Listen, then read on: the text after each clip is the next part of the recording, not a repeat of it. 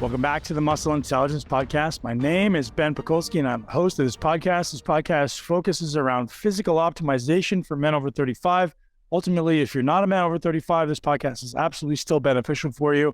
We search the world to bring you the world's greatest guests and the world's greatest information, and ultimately help you decode all of the sea of information out there that sometimes gets confusing and overwhelming. I spend my entire life, my entire day, certainly, trying to understand all of the systems ultimately inside the body that come together to form the one bigger system that looks like you, it looks like me, and help us ultimately look, feel, and perform at our best.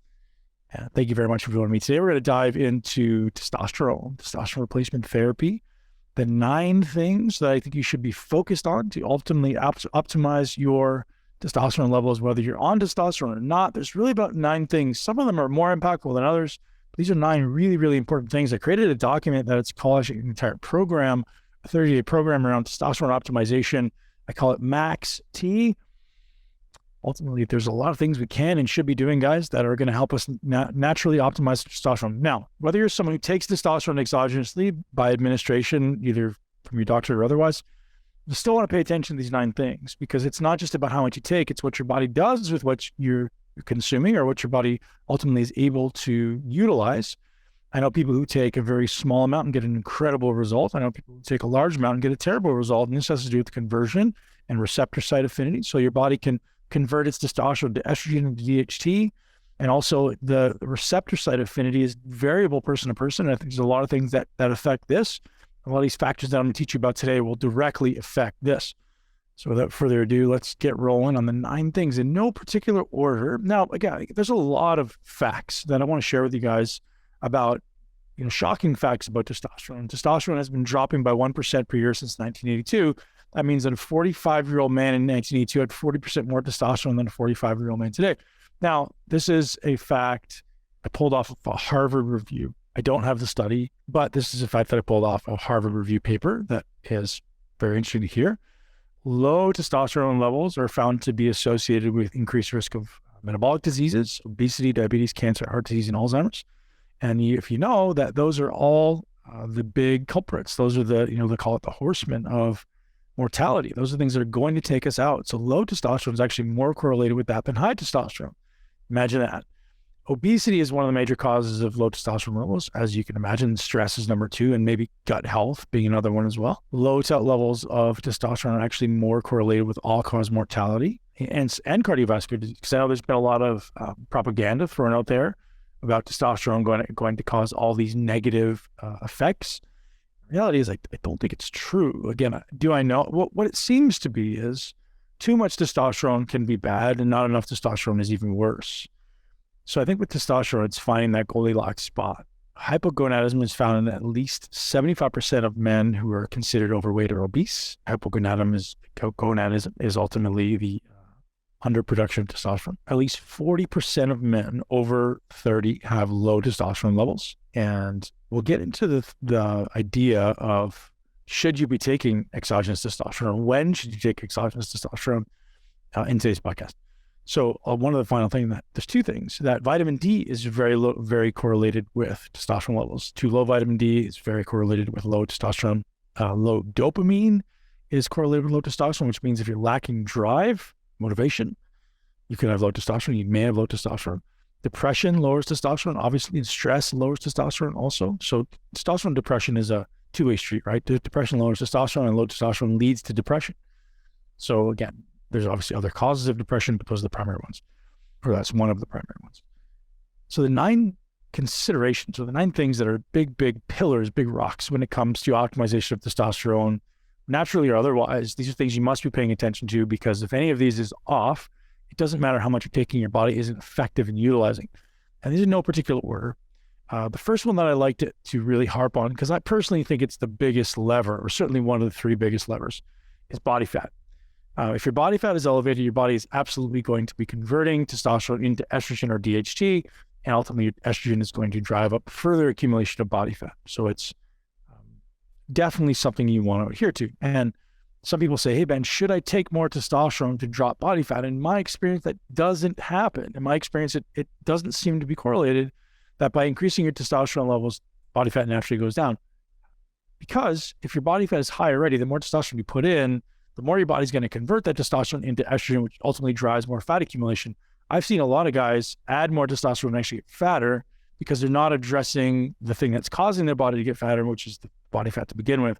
So just simply putting more testosterone in, guys, is not the answer. I actually had a guy ask me in the gym yesterday, hey, Ben, what should I be taking to drop body fat? The answer is take your ass to the gym and do better workouts, or take your ass away from the ice cream containers and the cookies and ultimately lose some body fat, right? And it doesn't have to be complete restriction and sacrifice. You can absolutely still eat and consume and do all the things you love and still lose body fat. And, a healthy body fat level for men, I would say, is under 15%. And even that, I think, is probably too high. I think in ideal circumstances for men is to be between 10 and 12%, which, to be honest, is very low, but I think it's naturally where we're meant to be. But in society today, in this, quote unquote, inclusive society, it's kind of harsh to say to men that, hey guys, you're supposed to be 12% body fat or less. And if you're more than that, the reality is you're fat and your body's not functioning well. The unfortunate reality is fat is not good for you. I don't care. Like, you could be mentally very, very healthy for sure, but fat is not good for you. Fat is causing things in your body that are bad. It's causing inflammation. It's causing estrogen. It's causing some insulin resistance. So these are things we just don't want. So we definitely need to think about bringing our body fat down. And again, I've done innumerable number of episodes on dropping body fat. So take a look for those episodes. And again, I can dive into that more in the future episodes as well. Dropping your body fat should be your biggest priority because ultimately it's probably your biggest lever, period, for longevity. If you're fat, your life is going to be shorter. Anyways, I won't get into too much there on that. Again, take action, guys. Don't waste time. Second one, I think this one, again, not in any particular order, but at the same time, this is one of the top three in my opinion as well, is inflammation. Inflammation is at the root of practically all known health conditions. So you may or may not know your inflammation is often your body's natural defense system when something, whether it be a foreign invader or something stressful happens.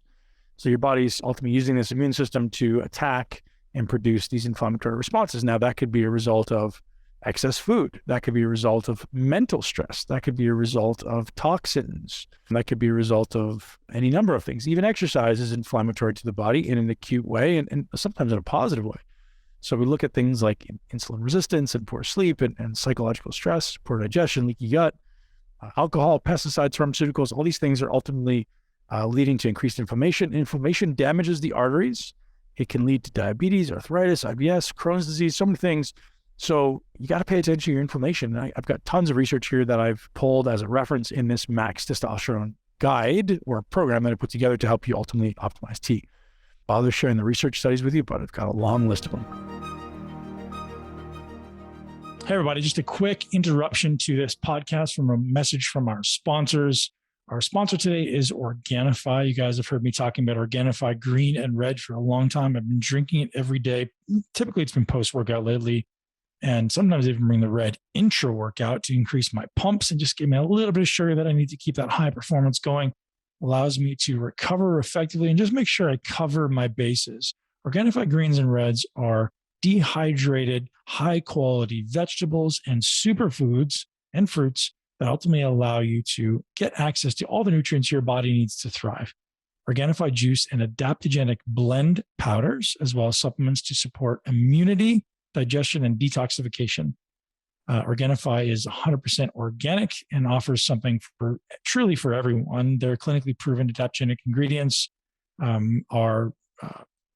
they taste amazing and incredibly effective. So head over to Organifi.com/muscle. That's ORGANIFI.com/muscle to get hooked up with 20% off your order. That's everything store-wide, whether you get the greens, the reds, the gold, the proteins. They've also got some delicious proteins that I suggest you check out as well. But at very least, if you're going to choose one or choose two, definitely grab the greens and the reds. And if you're feeling adventurous, go ahead and grab their gold, which I promise you will not regret. Organifi.com/muscle. Back to the show. The third one, and again, these top three I would say are most important. I think, and again, I don't have a measuring stick, but in my experience, these are the first three that I want to address. Third one, sleep. If you're not sleeping well, your inflammation is going to be elevated. Your body's going to be insulin resistant, so your insulin resistance is going to be elevated, and your hunger, your appetite are all going to be dysregulated. absolutely start paying attention to your sleep. And sleep, guys, I've done numerous episodes in this one as well, but sleep is one of these things that's quite simple. It's not easy, but it's quite simple. Get up in the morning at the same time every day. Get outside as quickly as you can and get natural light in your eyes for 10 to 15 minutes in the morning, ideally watching the sunrise, walking toward the sunrise, not looking directly at the sunrise. At the end of the day, watch the sunset, walk toward the sunset. There's a lot happening at the level of the brain that tells your body to be awake and to be asleep when exposed to these type of light cycles. Now, the other thing is after that sunset, you don't want to be consuming any more food. You don't want to be consuming huge amounts of light. So those things can directly negatively implicate in your sleep as well. I know some people who live in the north in the winter, they're like, hey man, it's like sun goes down very early. Like, I get it. And maybe we do something that I call reverse fasting, right? Everyone's really big on this intermittent fasting thing right now, which is no harm, no foul, do as you wish.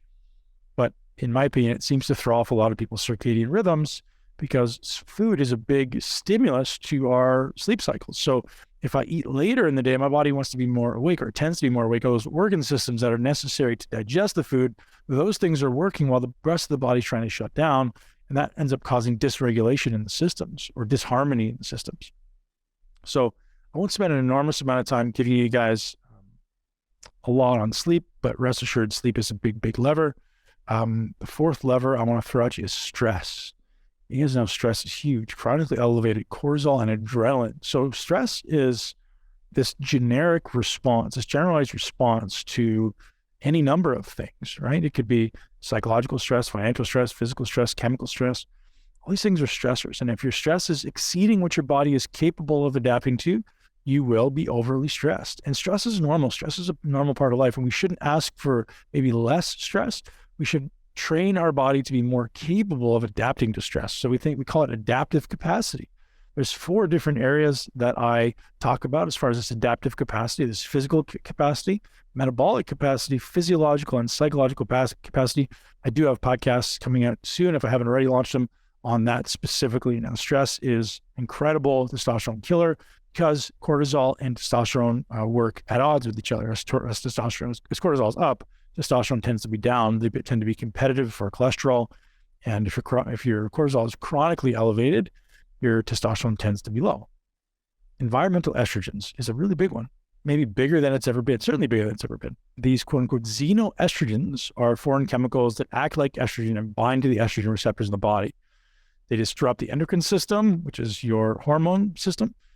Ultimately, they can lead to disease and accumulation of fat tissue and infertility in many humans and animals. So these are very, very toxic compounds that when overconsumed, they accumulate in your tissues, they accumulate in your fat tissue, and your body just holds on to them. They're these toxins that just accumulate in the body. So some things that you may want to consider eliminating are plastics, hard and soft, Teflon pans, cleaning products, scented candles, perfumes, makeups, tap water, grain-fed meats, pesticides like glyphosate and atrazine. These are killing your testosterone. And also they're making strong men weak and fat and lazy because they're ultimately sapping you of your masculinity. All right, moving along, we're going to talk about movement and intense training. I group those together because the list gets too long. If you're not doing something physically active every day, period, your testosterone is going to tank because your body's not optimizing its insulin sensitivity. And building your physical capacity to where you can do things that are actually hard. The reference I always like to use is like, could you sprint 100 meters like hard? And a lot of people would say, well, I could, but I'd probably be really sore afterwards. I wouldn't be able to do it again. Well, you have a low physical capability. Or could you squat your body weight for 10 reps or 2 times your body weight for a few reps, or bench press or deadlift? Like those are examples of physical capability. And as we age, I always use the reference of the wall is closing in around us. All right. Regardless of what your age is right now, you're getting older. You're older today than you were yesterday. And if you're not intentionally taking diligent action every day to ultimately improve these 4 areas of resiliency that I just mentioned, the walls are going to continue to close around you. And eventually, you're not going to be able to do the things you used to be able to do. It'll be much harder. Everything is going to become more difficult, right? And many men who are over 35 will acknowledge even now, well, the things you can do now are maybe different than what you could do 10 years ago or 20 years ago. And that's literally this walls closing in around you phenomenon. And that's not an inevitability of aging. It's simply an inevitability if you don't take diligent action while aging. So pay attention, allow your body to get strong. And that means being strong. That means building muscle. That means ultimately improving your aerobic and anaerobic function, improving your mobility and stability, and your end range control of all movements. So guys, if you want to improve testosterone, you got to train hard. And listen, training hard is only one lever, right? Training smart has to always precede training hard. Right? What does training smart mean? It means quality movement based on what my body is currently capable of doing, and choosing the right exercises for me based on what I'm good at and what I'm not good at, intentionally trying to build those things up that maybe I'm not great at. So thinking through those. Moving along, I briefly mentioned insulin resistance as a negative effect of not moving enough. And insulin resistance is an incredibly impactful side effect of deteriorating health. And if your body is, and this is also correlated with a term called metabolic flexibility.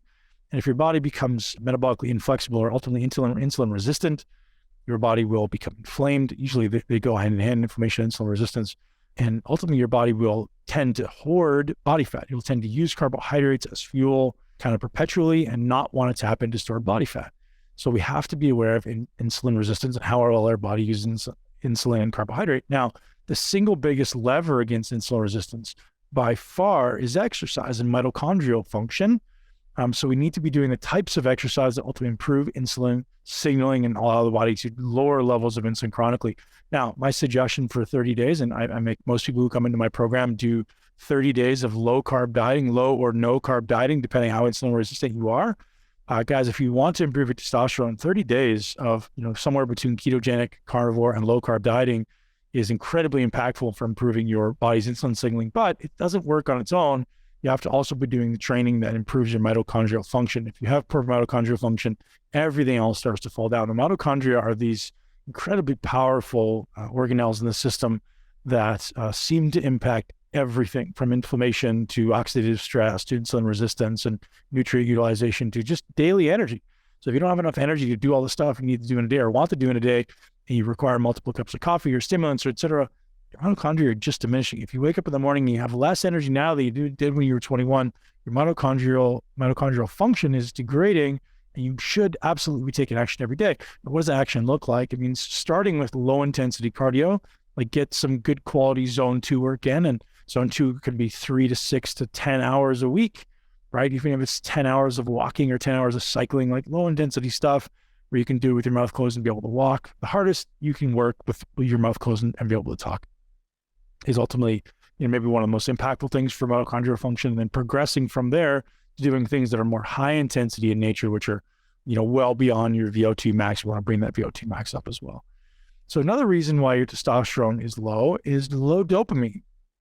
And dopamine and testosterone are this two-way street, and dopamine is the neurotransmitter of pursuit. So when you set and accomplish goals, when you accumulate things, when you move toward things outside of yourself, your brain gets dopamine. That feels good. And dopamine sometimes in our current culture comes from places of hedonism. It comes from food. It comes from social media. It comes from pornography. It comes from drugs.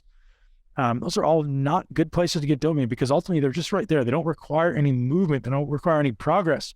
So ultimately you're just getting all these big spurts of dopamine, and you don't need to go looking for them anywhere else. When you go out and pursue something, and the bigger the goal, the longer it's going to take you to get it, the bigger the reward, the bigger the psychological dopamine. So, people who are super successful and super confident, this ultimately, in my mind, comes from because they set high, hard goals, things outside of themselves, and maybe 4 years off in the future, or 10 years off in the future. And imagine how crazy and great you feel when you get it. Like, yes, I did it. Rather than sitting my ass on the couch and watching television and saying, oh, I get dopamine immediately, or I turn on the TV and I watch pornography. Well, those things are going to give me dopamine immediately, but they're going to prevent me from wanting to go get the dopamine. That discomfort you feel, that absence of pleasure you feel when you sit down is a really good thing, because it's supposed to motivate you to get off your ass and go get something outside of yourself, right? Humans are hunters. We're meant to move toward things. If you're not moving toward things because life is curated in such a way that every single thing you want is at the end of your fingertips in your phone, you become ultimately someone who's going to have the absence of dopamine and therefore the absence of testosterone. So guys, set goals for yourself. Do hard shit. Premise behind it is we're just too comfortable. Set goals outside of yourself that are incredibly hard for you to do at least once a year. Take a week and go ahead and do them. And you'd have to train for them. They have to be so hard that you'll train for them all year. It allows us to not diminish as men or as humans. Now, the next two are maybe a little less known, but still massively impactful. Low cellular voltage is something that I say to my clients, like, what are you talking about? Well, or at least you'll know when I say it, that we're electrical beings. Every cell has a charge. We require this cellular potential, this action potential, to fire the nervous system, for the cell to ultimately function, to do its job. And as we start to lose that cellular voltage, the cell starts to become dysfunctional.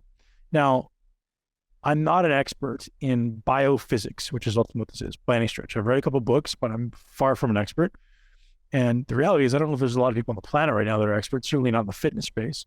But the concept of maintaining cellular voltage should be one that you pay attention to. And it's not, sure, it's incredibly complex, but it's not hard to know the action items, we'll say that. So there's certain things that directly impact cellular voltage. What are they? Spending time in nature, movement, food, connection to other humans, connection to nature, potentially even PEMF, pulsed electromagnetic frequencies. These things ultimately allow your body to resonate at its natural frequency, which is suggested to be this Schumann frequency, same resonance as the earth. And as your body diverges from Schumann, you start to move toward potential illness or disease. Now, it's my understanding that the optimal charge for the cells in the human body is negative 70 millivolts. And as you start to lose that negative charge, meaning you go negative 50, negative 40, negative 30, you start to lose the ability to optimize the cellular function. So how do we then bring that back? Well, if you remember way back, I did a podcast with a gentleman by the name of Gerald Pollack, Dr. Gerald Pollack. He's a genius when it comes to cellular voltage and how water actually impacts cellular voltage. This so-called structured water, or easy water, exclusion zone water, allows the body to maintain this negative charge. And if you want to go back and listen to that podcast I did with Dr. Pollack, it's incredibly impactful, incredibly useful, where he teaches us about how this easy water excludes the negatively charged electrons. They maintain a sheath, we'll say, around the outside of the cell, or a perimeter around the outside of a cell of negatively charged electrons that maintain that cell's charge. And if that structured water starts to diminish, you start to lose this charge, that cell starts to become dysfunctional and you get misfolded of the proteins, and things like cancer can accumulate. So paying attention to cellular voltage is important. So what are some action items immediately? Get out in the sun every day. We are electrical beings that need the sun to charge us. Imagine you're a battery. The sun in nature charge you up. Movement charges you up. When my kids get sick, do you know what the first thing I do with them? I say, hey kids, go take this pill. No, never. What do I say? Let's go outside and go for a walk. Let's go to the beach. Let's lay on the grass, right? Let's connect to nature. You know what they do? Within hours, they're feeling better. They're literally gathering electrons from the earth. Maybe it's some sounds. Maybe it's the light spectrums, right? Maybe infrared light is another way to think about voltage. All right, and the final one, before I get into some frequently asked questions, is vitamin and mineral deficiencies. These are very common in people. And while these are seemingly a small lever, they could be a significant one. If you're lacking magnesium, if you're lacking zinc, particularly minerals, if you're lacking B vitamins, vitamin D, all these are incredibly highly correlated with testosterone. So if you're missing these, your testosterone will naturally be low. So gents, I'm going to run through these again as a refresher for you. First one is body fat. Then we talk about inflammation. We talk about sleep. We talk about movement and high intensity exercise. We talked about environmental estrogens. We talked about stress. We talked about insulin resistance, dopamine, cellular voltage, and vitamin and mineral deficiencies. So there's a lot there. There's lots unpacked, but if you haven't already, go ahead and write all those down. Write them down and ask yourself, well, how am I doing in each of these areas? And do I have something in my life right now that allows me to directly impact these areas? These are your impact areas, your high impact areas. So if you're not directly doing something all the time, or maybe you're deficient in one of these areas, or maybe you didn't even know it was a thing, you may not have realized that xenoestrogens from plastics and makeup and perfumes are ultimately helping you accumulate fat, or causing you to accumulate fat and dropping your testosterone. So if somebody who's looking to take exogenous testosterone in the form of testosterone replacement therapy, or ultimately optimize your natural levels, here's the lifestyle interventions you must optimize first. Think through it, take action, write them down right now, and don't sit on your hands and not do anything. So I'm looking at a 32-page document that I've created here on all the areas that we want to ultimately take action on. The action items, I think I've covered all of them for you. I've got a workout program in there. It's a 30-day program that I call Nelly. Whoa, Nelly. we include parasympathetic days. This is huge. What's a parasympathetic day? An entire day of the week where you disconnect from technology. You turn your phone off, you turn your TV off, you get your butt outside, and you do things that charge your soul. You wake up in the morning, you meditate, maybe you do some breath work, you make love, you go to nature, you move, you hike, you cycle, you go to the beach. You do anything that means I'm not in my car and I'm not on my phone and I'm not on my computer. Whatever fuels your soul, right? Get away from electronics. 1 day a week is my suggestion if you want to optimize testosterone. Actually, there's some weeks that's toward the end where there's 2 parasympathetic days. So if you ever gone on vacation and come back and felt like, even if it was for a single day, you're like, gosh, it feels like it's been so long since I did work. I experience that every weekend. I take a day completely where I don't touch my phone or my technology. I don't respond to calls. So that's something I suggest everyone do. So I didn't touch too much on nutrition. So obviously, if you're dropping body fat, nutrition is a big lever.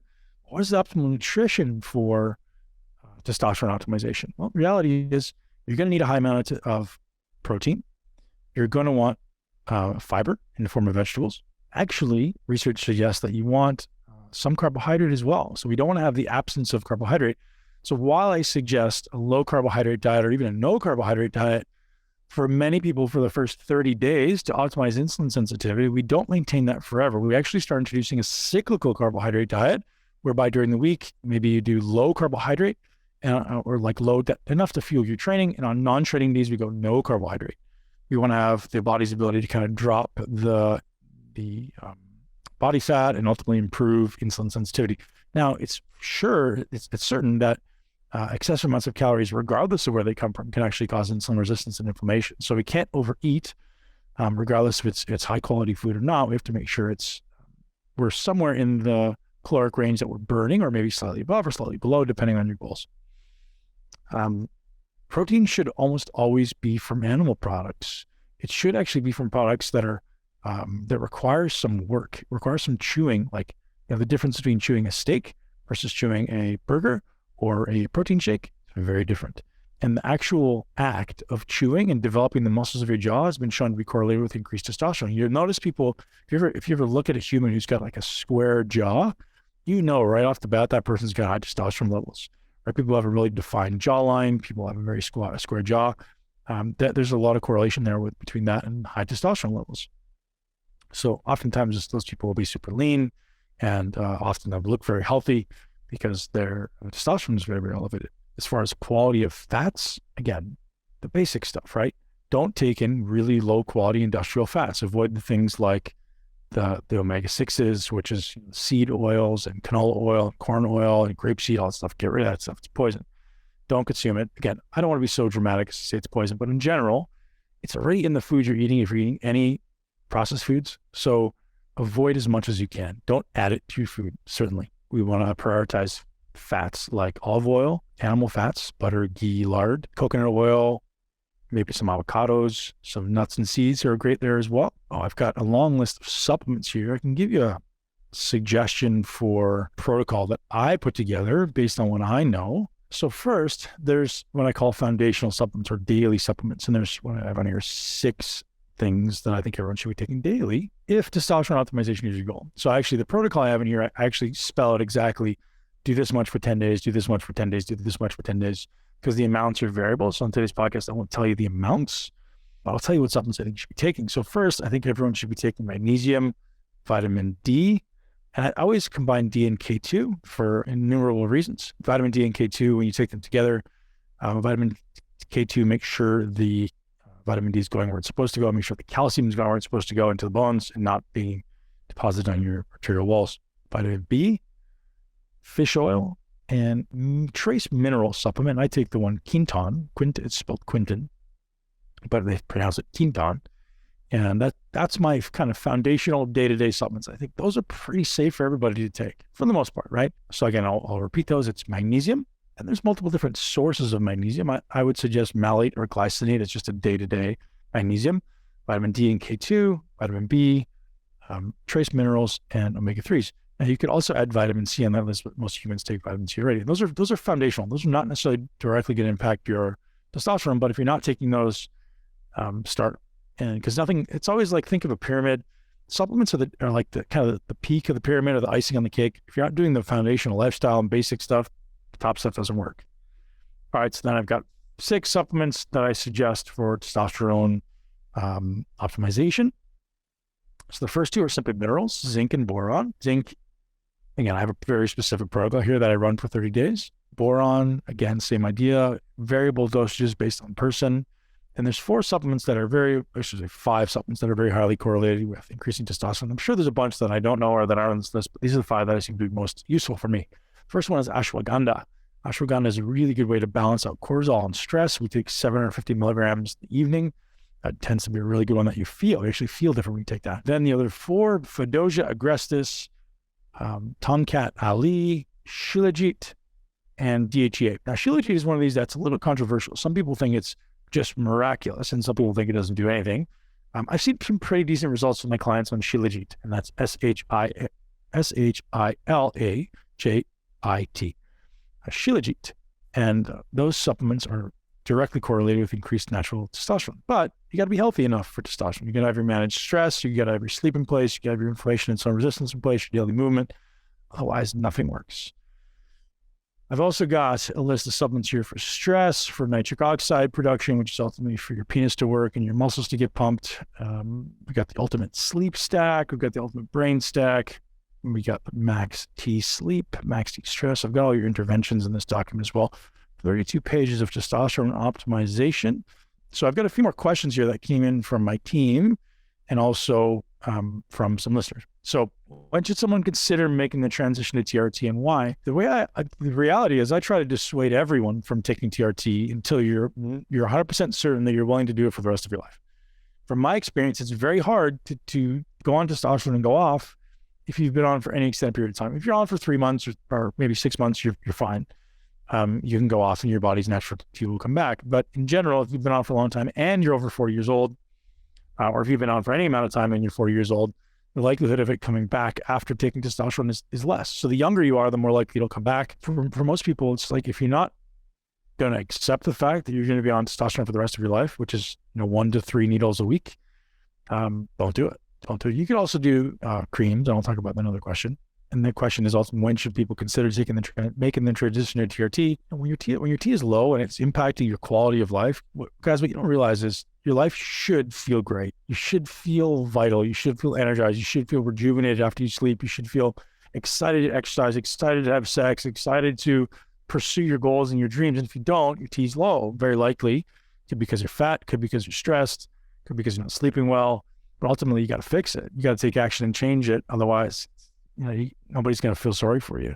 So take action for yourself, find a great doctor, which believe me is not easy. There's not a lot of them. There's a lot of doctors, not a lot of great ones. And now that's not a shot at doctors. I'm speaking specifically to people in the TRT space. There's a lot of these clinics that just open up because they're trying to become conveyor belts for pumping out testosterone. And I think the FDA is cracking down on that. So if you've been on testosterone, you've been on a cycle, I was for many years. Actually, I'll talk about this a little bit. So for 15 years, I took steroids on and off. Luckily for myself, I was very health conscious. I was always, and that's not to say I didn't take significant amounts, because I did. And it isn't egregious like some of the things I hear on the internet, but I did take significant amounts preparing for the Arnold Classic, preparing for the Olympia. There was no joke that my cycles were, and I've been able to transition off, or I tried to transition off for 18 months. I took nothing. My testosterone was naturally very low. It wasn't coming back. I had some, but it wasn't very high. So I just naturally, I've migrated back to taking about 200 milligrams a week. About 150 to 200 milligrams a week is a good place for me. And I dose that over 3 administrations per week. So Monday, Wednesday, Friday, I do 50 to 60 milligrams approximately. I do that subcutaneously, and just don't forget. And I feel so different, so much better when I do as when I don't. But as far as like going from being on to off, there's post-cycle therapy, things like HCG, HMG, Clomid, and all these supplements that I've just mentioned. In my experience, they work temporarily. We had an amazing conversation with Doreen Saltiel, Dr. Doreen Saltiel. She's awesome. We talked about how to transition, how to use Clomid, how to use HCG.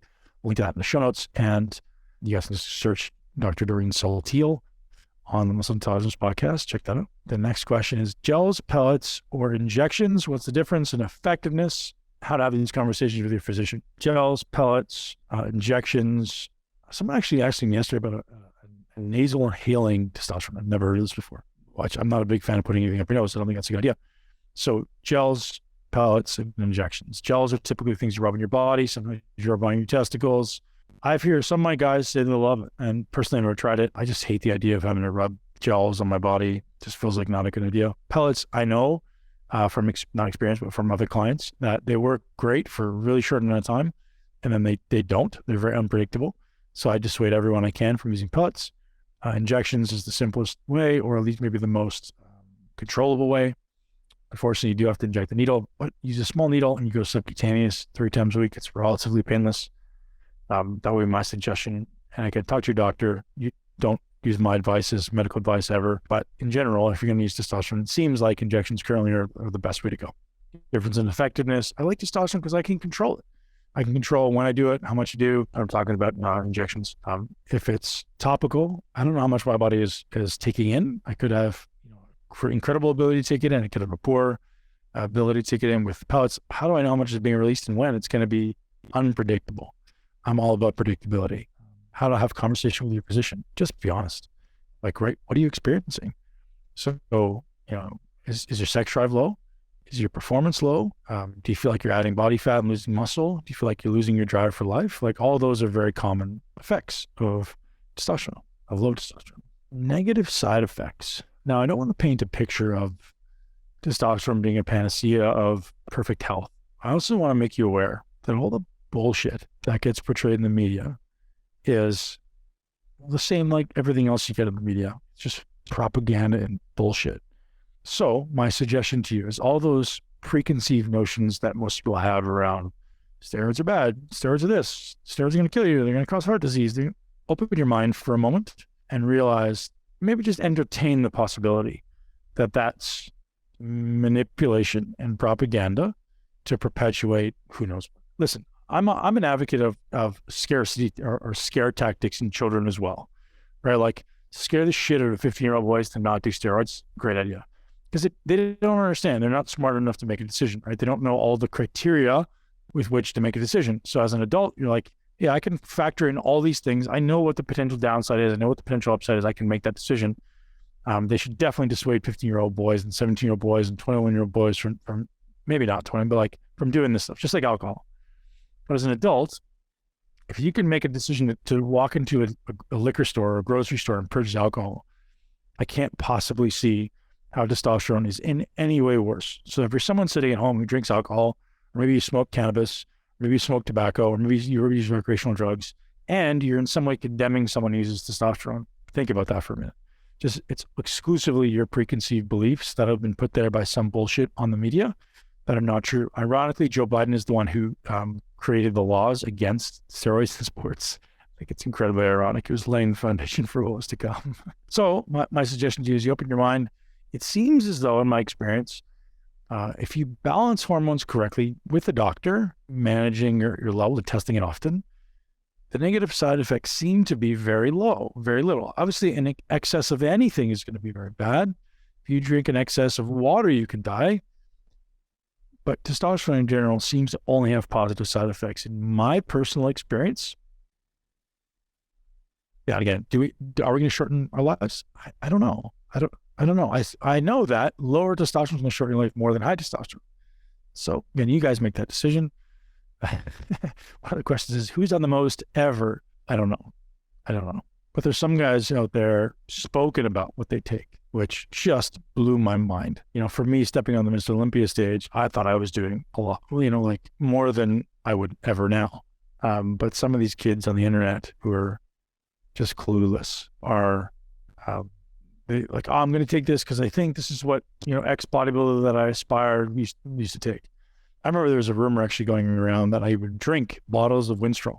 Winstrol is a steroid that makes you androgen and makes you a little more masculine, a little bit more muscular, maybe a little stronger, a little faster. There was a rumor going around that I was drinking these things. I was like, who starts this stupidity?